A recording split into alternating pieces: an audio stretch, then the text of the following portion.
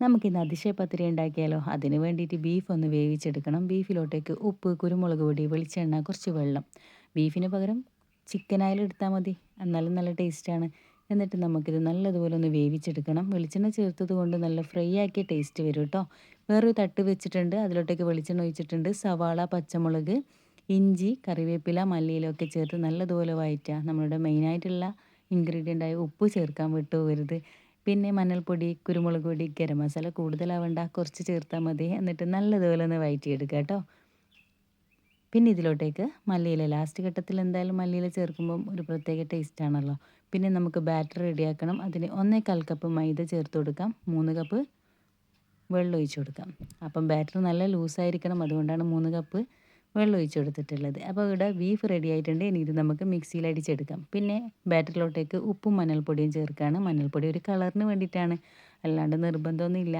എന്നിട്ട് നല്ലതുപോലെ ഒന്ന് മിക്സ് ആക്കി എടുക്കാം. കട്ട കെട്ടാതെ ഒന്ന് മിക്സ് ആക്കി എടുക്കാം കേട്ടോ. പിന്നെ നമ്മളുടെ ഫില്ലിങ്ങിലോട്ടേക്ക് ബീഫ് പൊടിച്ചത് ചേർത്ത് കൊടുത്ത് നല്ലതുപോലെ മിക്സ് ആക്കി എടുക്കുകയാണ്. അങ്ങനെ നമ്മളുടെ ഫില്ലിങ് റെഡിയാണ്. ഇനി നമുക്കിത് ഒരു ദോശ രൂപത്തിലാക്കി എടുക്കണം. അപ്പം നൈസായിട്ടുള്ള ദോശ റെഡിയാക്കി എടുക്കാം. അങ്ങനെ ലെയറായിട്ട് നമുക്ക് ചെയ്തെടുക്കേണ്ട ദോശയൊക്കെ റെഡി ആയിട്ടുണ്ട്. വേറൊരു തട്ട് വെച്ച് കൊടുക്കാം. 2 മുട്ട, കുറച്ച് പാല്, കുരുമുളക് പൊടി, ഉപ്പും ഒക്കെ ചേർത്തിട്ട് നല്ലതുപോലെ ഒന്ന് അതൊന്ന് മിക്സ് ആക്കി എടുക്കണം കേട്ടോ. ഇനി വേറൊരു തട്ട് നമുക്ക് റെഡിയാക്കി വെക്കാം. അതിലോട്ടേക്ക് ഓയിൽ സ്പ്രെഡ് ആക്കിയിട്ട് മാറ്റി വെച്ചിട്ടുണ്ട്. ആ തട്ടിൻ്റെ അടിയിൽ ഒരു തട്ട് വെച്ച് കൊടുക്കണേ, അല്ലെങ്കിൽ കരിഞ്ഞു പോകും.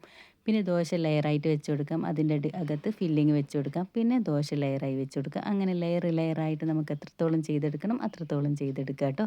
ലാസ്റ്റ് ഘട്ടത്തിൽ ദോശ ഇതുപോലെ കവർ ചെയ്തെടുക്കണം. പിന്നെ നമ്മുടെ സൈഡിലൊക്കെ ഒന്ന് മുട്ട മിക്സ് ഒഴിച്ച് കൊടുത്തിട്ട് ഫില്ലാക്കാം. അപ്പോൾ നമുക്ക് റെഡിയായി കിട്ടും. പൊട്ടിപ്പോവാതെ കിട്ടും കേട്ടോ. പിന്നെ അടിവശം ഒന്ന് റെഡിയായ സമയത്ത് നമുക്കിതൊന്ന് തിരിച്ചിട്ട് കൊടുക്കാം. എന്നിട്ട് മുകൾ വശവും കൂടി അതേ രൂപത്തിൽ തന്നെ ആക്കിയെടുക്കാം. അങ്ങനെ നമ്മളുടെ ലെയറായിട്ടുള്ള പത്തിരി ഇവിടെ റെഡി ആയിട്ടുണ്ട്. അടിപൊളിയാണ്. എന്തായാലും ട്രൈ ചെയ്ത് നോക്കുക. ഫീഡ്ബാക്ക് അറിയിക്കുക. അപ്പോൾ ഇതുപോലുള്ള നല്ല നല്ല റെസിപ്പി ആയിട്ട് വരാം. അതുവരെ ടാറ്റാ.